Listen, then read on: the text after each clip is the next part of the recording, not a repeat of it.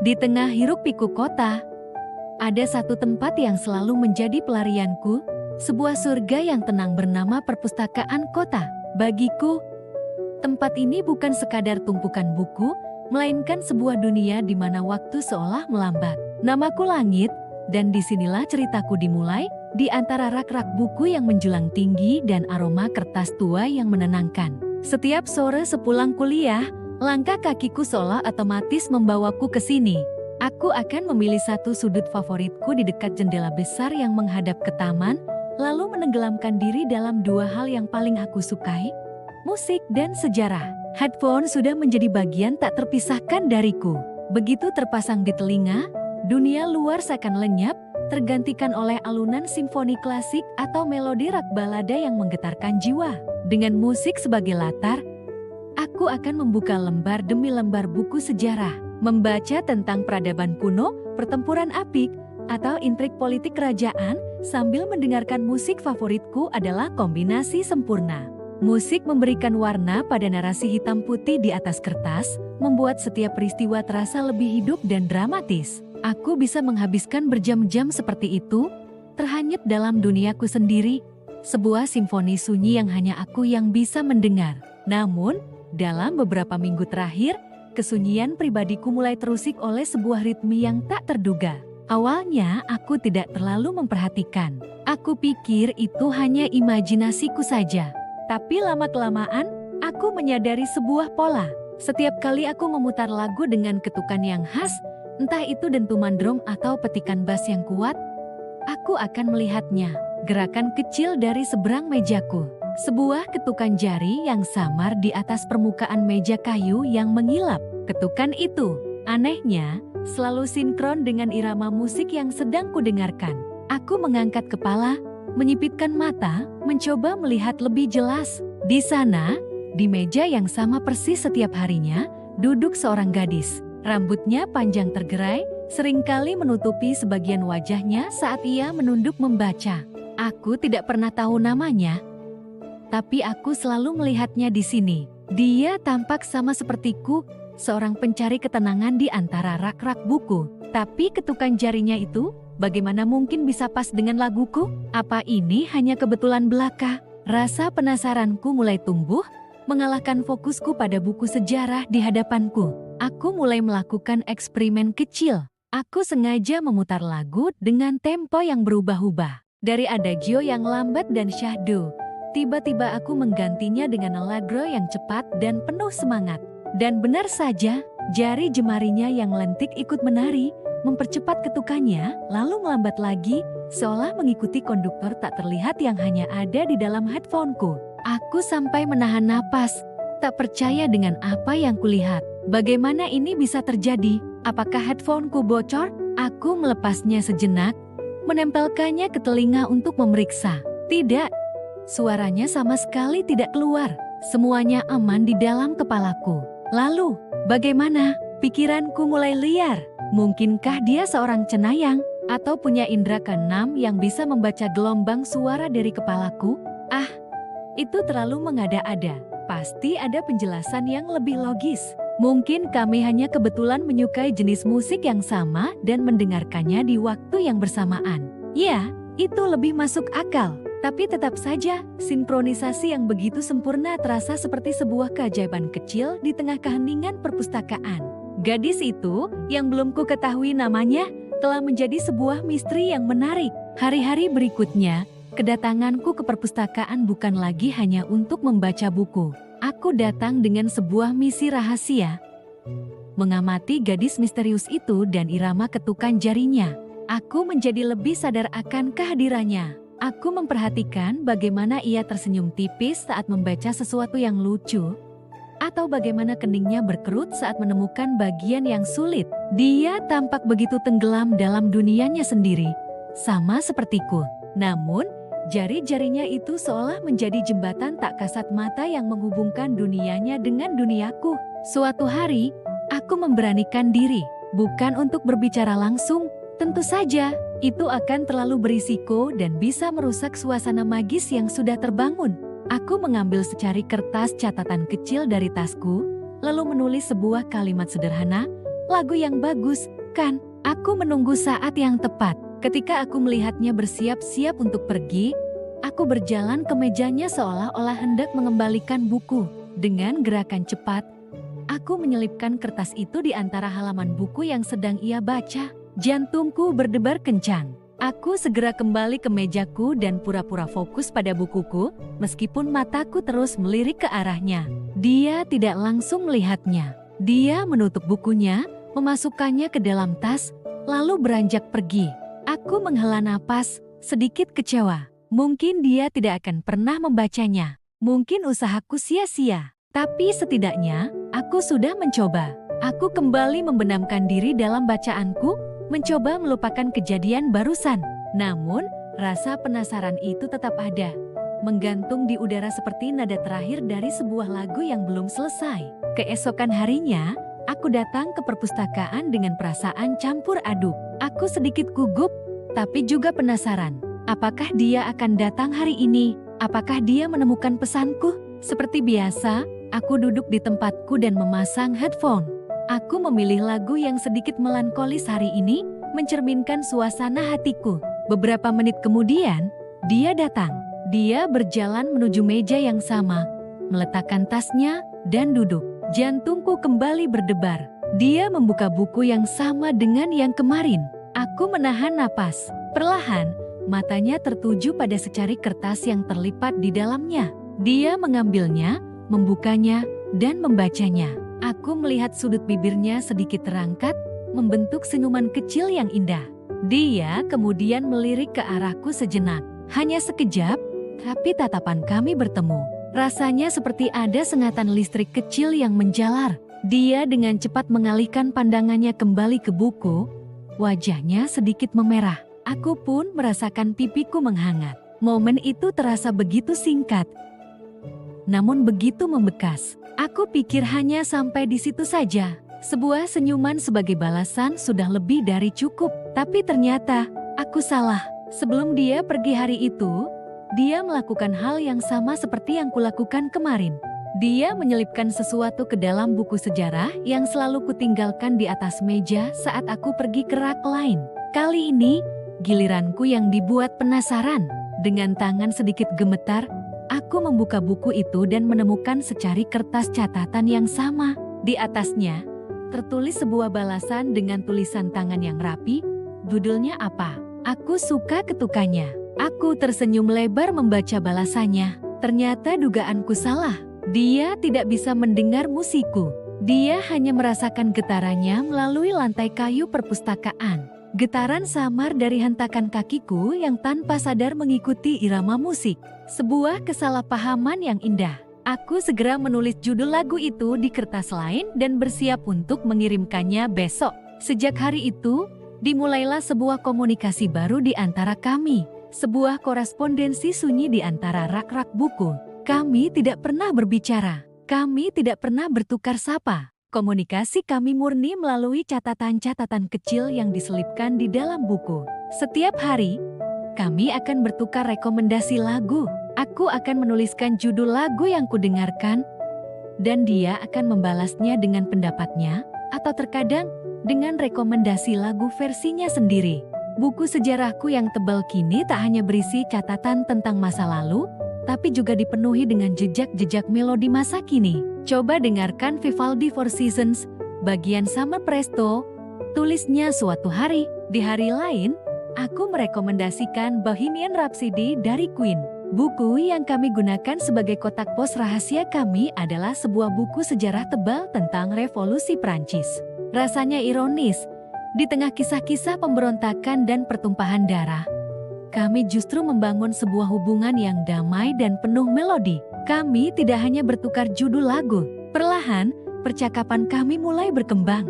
Kami mulai menulis tentang hal-hal kecil, tentang buku yang sedang kami baca, tentang film yang baru kami tonton, atau sekadar tentang bagaimana hari kami berjalan. Hujan di luar deras sekali. Besoknya, aku menemukan balasan, aku suka suara hujan. Rasanya seperti musik latar alami untuk membaca. Melalui tulisan-tulisannya, aku mulai mengenal kepribadiannya. Dia lucu, cerdas, dan punya selera humor yang unik. Dia sering menggambar emoji senyum kecil di akhir pesannya. Sebuah detail kecil yang selalu berhasil membuatku tersenyum. Suatu hari, aku memberanikan diri menanyakan namanya.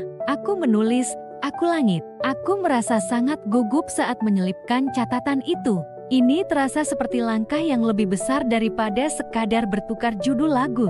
Keesokan harinya, aku hampir tidak bisa fokus membaca saking penasarannya menunggu balasannya. Akhirnya, saat aku menemukan catatannya, jantungku seolah berhenti berdetak sejenak. Langit dan Mentari. Nama kami terasa begitu pas, seperti dua elemen alam yang saling melengkapi.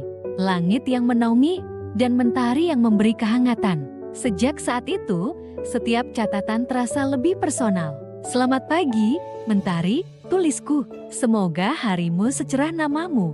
Balasannya datang keesokan harinya, "Selamat sore, Langit. Langit hari ini memang sedang indah." Perpustakaan yang tadinya hanya tempatku menyendiri, kini telah berubah menjadi tempat pertemuan rahasia kami. Setiap sudutnya menyimpan kenangan tentang catatan-catatan kecil kami. Kami membangun sebuah dunia kecil kami sendiri, tepat di tengah keheningan perpustakaan. Dunia yang terbuat dari kertas, tinta, dan melodi yang tak terdengar. Kami adalah dua orang asing yang terhubung oleh sebuah kesalahpahaman yang indah dan cinta yang sama terhadap musik dan ketenangan. Aku belum pernah mendengar suaranya, dan dia belum pernah melihat wajahku dengan jelas tanpa terhalang buku. Tapi aku merasa sudah sangat mengenalnya, lebih dari siapapun. Setiap hari, aku semakin tidak sabar untuk datang ke perpustakaan, bukan lagi hanya untuk buku atau musik, tapi untuk menemukan pesan selanjutnya dari Mentari. Sebuah melodi baru dalam simfoni sunyi di antara rak-rak buku. Langit dan Mentari, dua nama yang terdengar begitu kontras, namun justru menemukan harmoni di tempat yang tak terduga. Sebuah perpustakaan kota yang senyap. Langit, seorang musisi yang mencari ketenangan di antara barisan buku, dan Mentari, seorang pustakawati yang menemukan dunianya dalam setiap halaman. Pertemuan pertama mereka bukanlah sebuah kebetulan yang dramatis, melainkan sebuah interaksi sederhana yang kemudian berkembang menjadi sesuatu yang lebih dalam.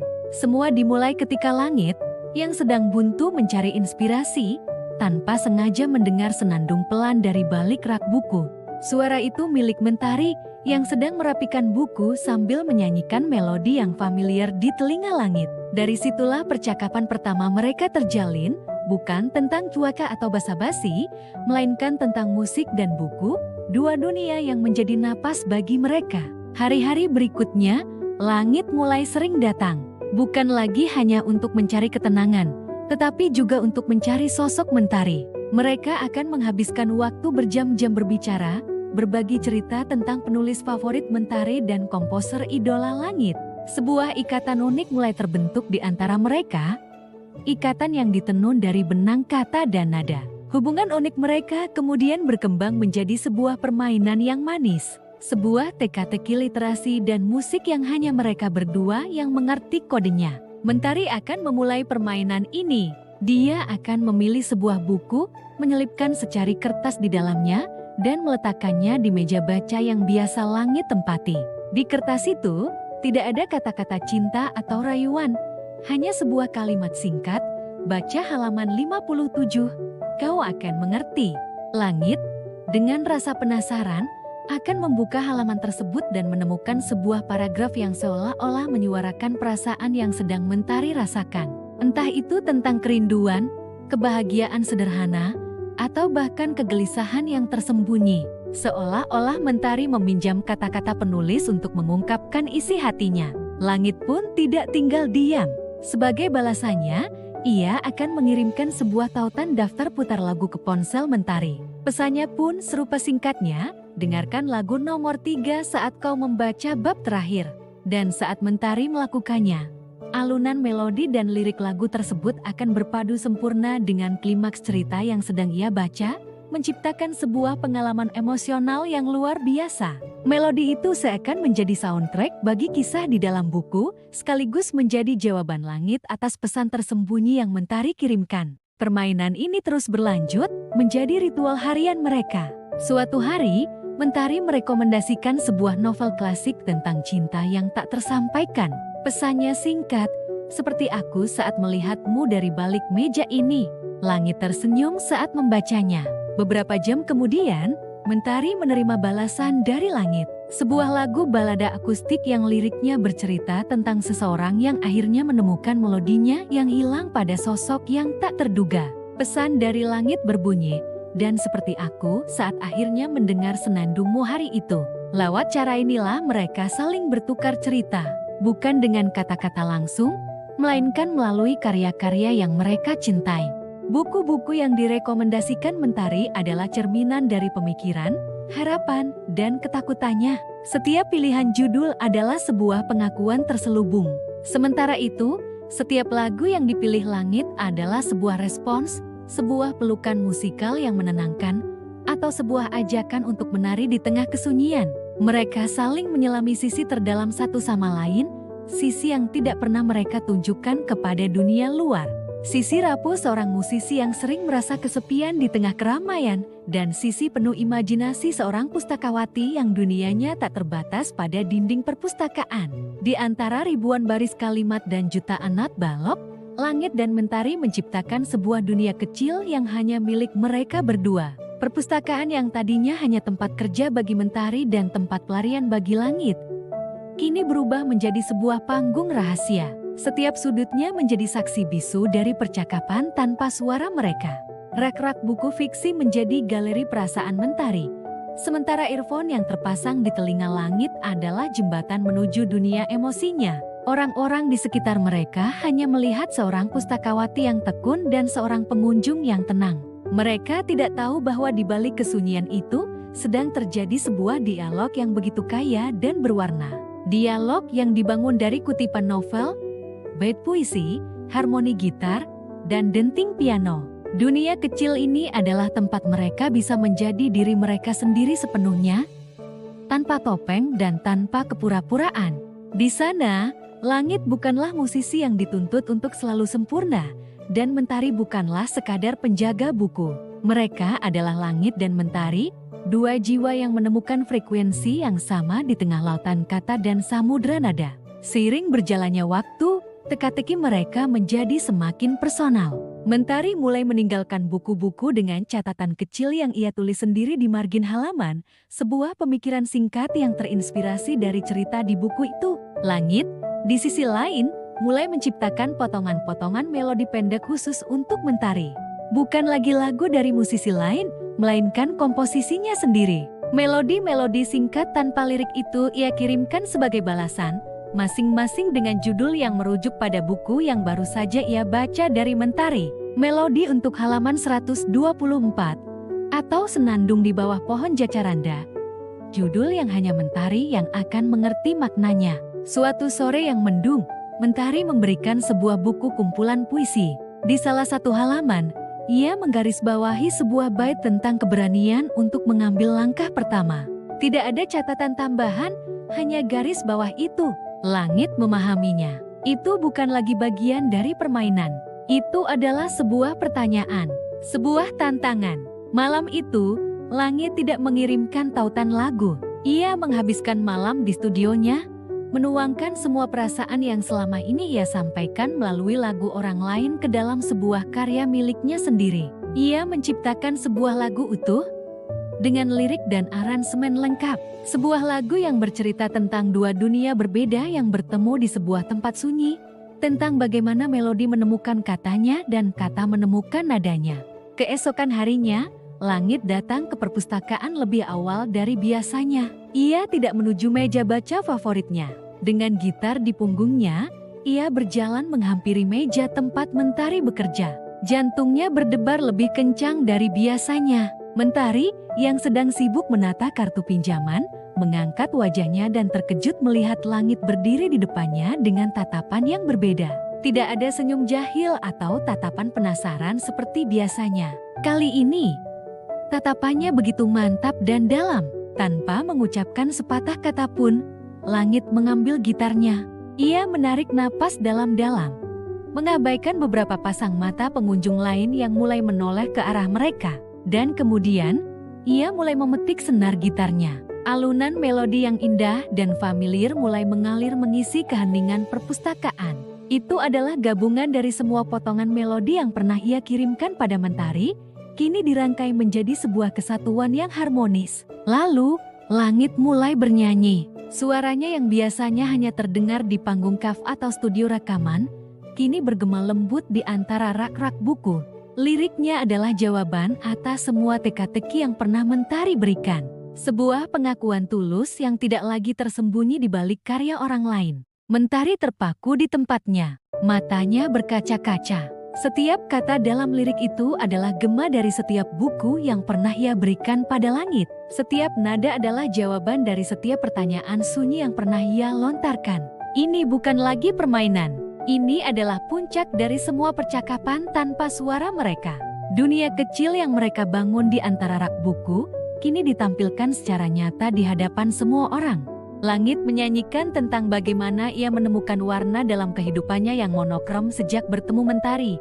Bagaimana senandung pelan Mentari menjadi melodi terindah yang pernah ia dengar. Dan bagaimana ia tidak ingin lagi hanya membalas pesan melalui lagu. Ia ingin menciptakan lagu baru bersama Mentari setiap hari. Saat nada terakhir dari gitar langit memudar, keheningan kembali menyelimuti perpustakaan. Namun, kali ini keheningan itu terasa berbeda. Bukan lagi sunyi yang kosong, melainkan sunyi yang penuh makna. Beberapa pengunjung yang tadi terdiam memberikan tepuk tangan pelan. Langit tidak mempedulikan mereka. Matanya hanya tertuju pada Mentari, menunggu jawabannya. Mentari, dengan air mata yang akhirnya jatuh membasahi pipinya, tersenyum. Senyum terindah yang pernah langit lihat. Tanpa kata, ia mengangguk pelan. Sebuah jawaban sederhana yang berarti segalanya. Sejak hari itu, tidak ada lagi teka-teki, tidak ada lagi pesan tersembunyi. Langit dan Mentari mulai menulis babak baru dalam kisah mereka. Mereka tidak lagi membutuhkan perantara buku atau lagu untuk mengungkapkan perasaan. Percakapan mereka kini mengalir bebas, penuh tawa dan cerita. Langit akan menemani Mentari merapikan buku hingga perpustakaan tutup, sambil menceritakan proses kreatif di balik lagu-lagunya. Mentari, di sisi lain, akan datang ke pertunjukan langit di kafe, duduk di barisan paling depan, menjadi pendengar setianya. Dunia kecil mereka tidak lagi terbatas di dalam perpustakaan. Dunia mereka kini seluas imajinasi Mentari dan sekaya harmoni musik langit. Mereka belajar bahwa cinta bisa ditemukan di tempat yang paling tak terduga dan bisa diungkapkan dengan cara yang paling unik. Kisah mereka adalah bukti bahwa dua dunia yang berbeda, literatur dan musik, dapat bersatu padu menciptakan sebuah simfoni yang indah. Sebuah melodi yang lahir di antara rak-rak buku. Mereka sering bercanda bahwa kisah cinta mereka memiliki soundtrack dan daftar bacaan wajibnya sendiri. Langit masih sering menciptakan lagu untuk Mentari, namun kini ia menyanyikannya langsung di hadapannya. Dan Mentari masih sering merekomendasikan buku untuk Langit, namun kini mereka membacanya bersama-sama, saling berbagi pemikiran di setiap babnya. Perpustakaan kota itu tetap menjadi tempat spesial bagi mereka. Bukan lagi sebagai tempat persembunyian, tetapi sebagai monumen awal dari kisah mereka. Kadang-kadang, saat suasana sedang sepi, Langit akan mengambil gitar akustik kecil yang selalu ia bawa dan menyanyikan lagu untuk Mentari dengan suara pelan, sementara Mentari bersandar di bahunya, membolak-balik halaman buku favoritnya. Mereka menemukan bahwa harmoni sejati bukanlah saat dua nada yang sama berbunyi bersamaan, melainkan saat dua nada yang berbeda mampu saling melengkapi dan menciptakan suara baru yang lebih indah, seperti Langit, sang melodi, dan Mentari, sang kata. Keduanya bersatu, tidak lagi hanya bertukar teka-teki, tetapi membangun sebuah puisi kehidupan bersama. Kisah mereka menjadi legenda kecil di perpustakaan itu. Sebuah cerita dari mulut ke mulut tentang seorang musisi yang menemukan inspirasinya dan seorang pustakawati yang menemukan musiknya. Sebuah pengingat bahwa di setiap tempat, bahkan di tempat paling sunyi sekalipun, selalu ada potensi untuk sebuah melodi cinta yang indah untuk dimainkan. Dan bagi Langit dan Mentari, melodi itu akan terus bergema di setiap halaman buku yang mereka buka dan di setiap senar gitar yang mereka petik selamanya. Hari-hari berlalu, dan korespondensi rahasia antara Langit dan Mentari terus berlanjut. Rak buku fiksi ilmiah itu telah menjadi saksi bisu mekarnya perasaan mereka. Setiap surat adalah potongan puzzle dari hati mereka masing-masing, membentuk gambaran yang semakin jelas tentang satu sama lain. Mereka berbagi mimpi, ketakutan, dan tawa, semua terbungkus dalam sampul buku yang usang. Langit, yang dulunya hanya seorang pengagum dari jauh, kini merasa sangat dekat dengan Mentari, meskipun mereka belum pernah benar-benar berbicara secara langsung. Setiap kali dia melihat Mentari meletakkan atau mengambil buku, jantungnya berdebar kencang. Ada semacam kesepakatan tak tertulis di antara mereka. Sebuah rutinitas yang manis. Langit akan meninggalkan suratnya di pagi hari, dan sorenya, ia akan menemukan balasan Mentari sudah menunggunya. Mentari, di sisi lain, menemukan pelarian yang indah dari rutinitasnya. Surat-surat dari Langit adalah cahaya kecil yang menerangi harinya. Gaya penulisannya yang puitis, rekomendasinya yang unik, dan kejujurannya yang polos membuatnya merasa dipahami. Dia mulai bertanya-tanya, siapa sosok di balik tulisan tangan yang rapi ini? Dia sering mencoba menebak, mengamati setiap pengunjung pria di perpustakaan, tapi tidak pernah bisa yakin. Misteri ini justru membuat semuanya terasa lebih mendebarkan. Hubungan mereka adalah sebuah paradoks yang indah. Mereka adalah orang asing yang paling mengenal satu sama lain. Mereka tahu detail-detail kecil yang bahkan mungkin tidak diketahui oleh teman terdekat mereka. Langit tahu bahwa Mentari selalu menangis di akhir film sedih dan Mentari tahu bahwa Langit suka mendengarkan lagu-lagu klasik sambil membaca. Semua itu tertuang di atas kertas, di antara baris-baris kalimat yang mereka tulis. Tapi seperti kata pepatah, tidak ada yang abadi. Suatu sore yang mendung, saat Langit hendak menyelipkan surat barunya, dia melihat sebuah pengumuman yang ditempel di papan informasi perpustakaan. Tulisan besar berwarna merah itu seakan menusuk jantungnya. Perpustakaan kota akan ditutup permanen. Dunia Langit seakan runtuh. Perpustakaan ini bukan hanya tempat untuk membaca. Ini adalah dunia mereka. Ini adalah tempat di mana melodinya dan melodi Mentari bertemu dan menciptakan harmoni yang indah. Dan sekarang, tempat itu akan hilang. Kotak pos rahasia mereka, saksi bisu dari perasaan mereka, akan lenyap selamanya. Kepanikan mulai menjalari dirinya. Apa yang akan terjadi setelah perpustakaan ini tutup? Apakah ini berarti akhir dari komunikasinya dengan Mentari? Apakah dia akan kehilangan satu-satunya orang yang membuatnya merasa benar-benar hidup? Bahkan sebelum dia sempat mengenalnya secara nyata, pikiran-pikiran itu berputar-putar di kepalanya, membuatnya pusing. Dia pulang ke rumah dengan perasaan hampa. Surat yang tadinya ingin dia berikan masih tersimpan di sakunya, terasa berat dan tidak berarti. Malam itu, dia tidak bisa tidur. Dia memandangi langit-langit kamarnya, memikirkan semua kemungkinan. Dia tidak bisa membiarkan ini berakhir begitu saja. Dia tidak bisa membiarkan Mentari menghilang dari hidupnya seperti karakter dalam buku yang ceritanya telah usai. Ini bukan sekadar permainan lagi. Ini bukan hanya tentang surat-suratan yang menyenangkan. Ini tentang perasaannya. Perasaan yang nyata, yang dalam, yang telah tumbuh subur di antara rak-rak buku itu. Dia menyadari satu hal. Dia telah jatuh cinta pada gadis yang hanya dikenalnya lewat tulisan. Keesokan harinya, dengan tekad yang baru, dia pergi ke perpustakaan. Dia harus bertemu Mentari. Dia harus melakukan sesuatu. Tapi apa? Haruskah dia mendekatinya dan berkata, "Hai, aku Langit, orang yang selama ini menulis surat untukmu." Tidak. Itu terdengar canggung dan aneh. Dia terlalu pemalu untuk itu. Dia kembali ke metode lamanya, buku-buku.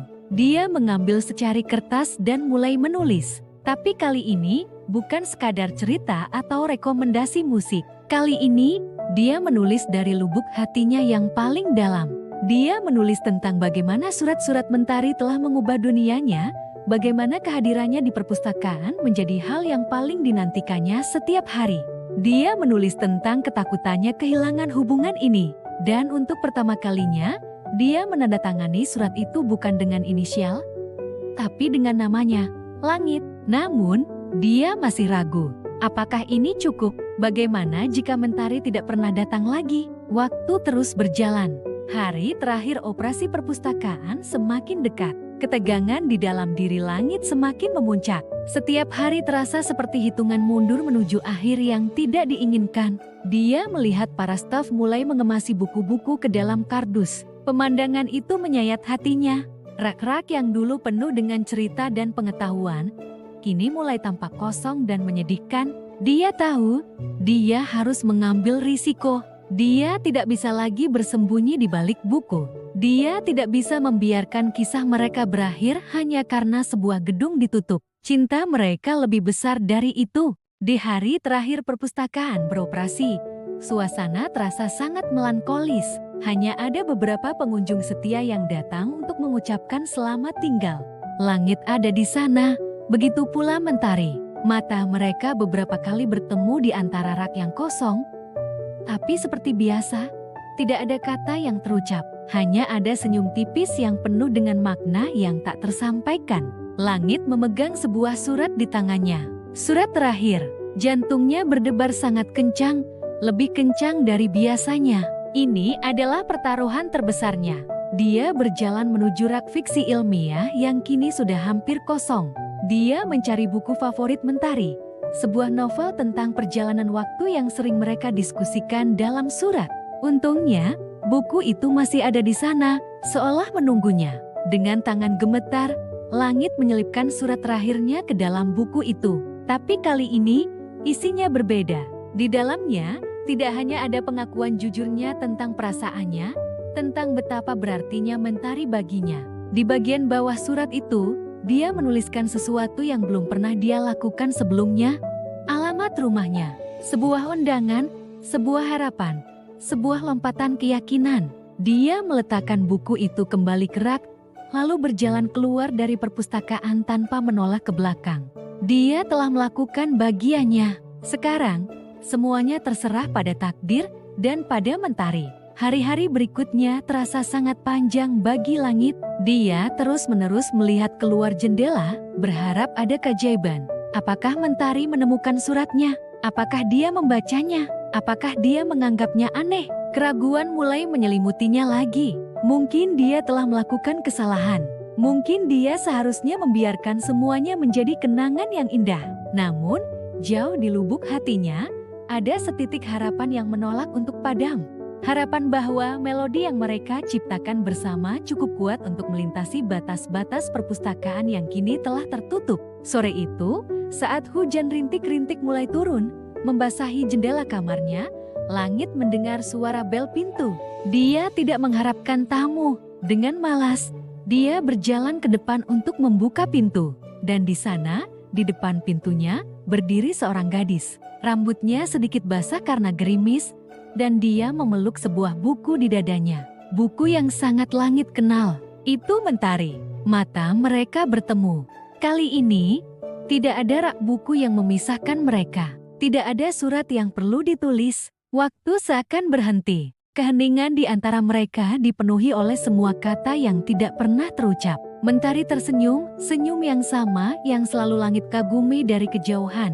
"Aku rasa," katanya dengan suara lembut, "melodi kita akan terdengar lebih indah kalau dinyanyikan bersama, bukan hanya dibaca." Langit hanya bisa tersenyum balik, senyum terlebar yang pernah dia miliki. Hatinya dipenuhi oleh kelegaan dan kebahagiaan yang luar biasa. Dia akhirnya menyadari, cerita cinta mereka tidak berakhir dengan ditutupnya perpustakaan. Sebaliknya, itu adalah awal dari babak yang baru. Babak di mana mereka tidak lagi bersembunyi di antara rak buku, tetapi berjalan bergandengan tangan di dunia nyata. Melodi mereka kini siap untuk dimainkan dengan suara penuh untuk didengar oleh seluruh dunia. Terima kasih banyak sudah mengikuti kisah Langit dan Mentari sampai akhir. Aku harap kalian suka ceritanya. Apa pendapat kalian tentang akhir ceritanya? Tulis di kolom komentar ya. Jangan lupa untuk like, subscribe, dan nyalakan lonceng notifikasinya supaya tidak ketinggalan cerita-cerita menarik lainnya. Sampai jumpa di video selanjutnya.